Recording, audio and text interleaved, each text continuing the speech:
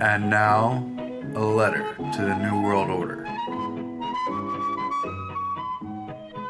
Dear World Economic Forum, how are you? I know you're probably busy planning for next year's multi-million-dollar elite shebang where you fly private jets that emit as much CO2 in a week as 350,000 cars so you can all sit around in expensive suit jackets with slacks of various colors to tackle your self-proclaimed goal of tackling the dire ongoing crisis of climate change and inequality by lecturing the rest of us on how it's our fault, so we need to eat the bugs and be happy with owning nothing. At least you're really showing you care about inequality by paying all those prostitutes you bring in for the week a fair living wage. You're probably still assimilating all of this year's hard work on improving the world's state, state of the world, through public-private cooperation by shaping global, regional, and industry agendas, just like the ones that no one else ever voted for ever. You know, it sure must be cold up there in the Swiss mountains in the winters. But hey, at least you'll never have to worry about potential hypothermia. Seeing as how 5 straight days of scheduled hourly ass-kissing sure works up a lot of body heat. Oh, not to mention you have all that extra CO2 you've produced misusing the phrase "think outside the box," which you could forgive us all for assuming is probably more than all 7+ billion of the rest of us combined ever could, even if we tried.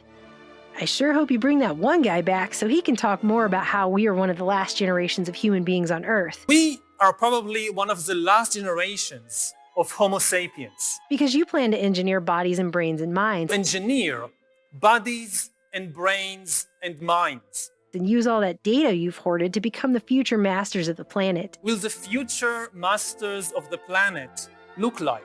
This will be decided by the people who own the data. Those who control the data control the future, not just of humanity, but the future of life itself. It's a weird flex, but hey, you do you. Bodies and brains and bodies and brains and bodies and brains. They're coming to get you, Barbara. But bodies and brains and minds. You know, I had a dream we live in a world where all it takes to rise to the top is a little hard work and dedication, and an annual membership that costs between $62,000 and $620,000 a year, plus a $29,000 event ticket each year, plus additional fees, travel costs, and at least 5 nights hotel accommodations and all that jet fuel for the private jet to go to Davos, Switzerland, where one sycophantically kisses up to global corporate elites and pretends to be enthralled by how many times some guy in a suit who paid the big bucks to sit on a panel on a blue stage in a blue room so he could work corporate jargon buzz phrase babble into coherent and almost meaningful complete thoughts, like about how in these unprecedented circumstances your team building has the bandwidth to pivot and move the needle to achieve synergy. You know, up to now, I kept thinking that everything science did was good.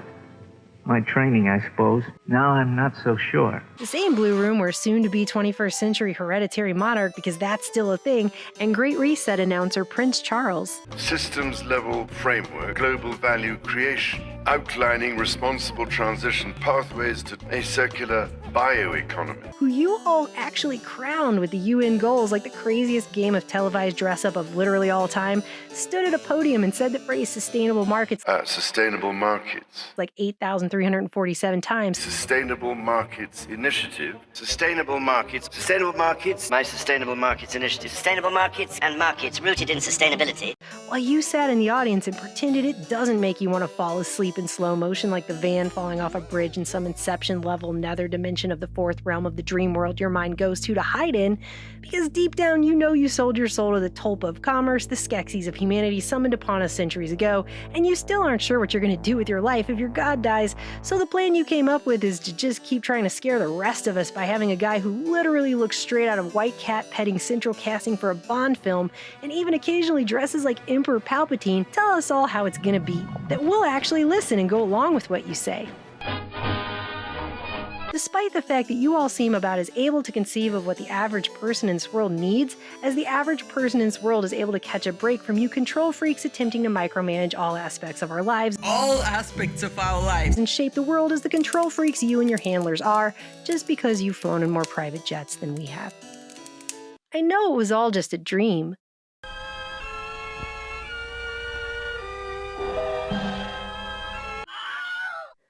But you you still really creep me out.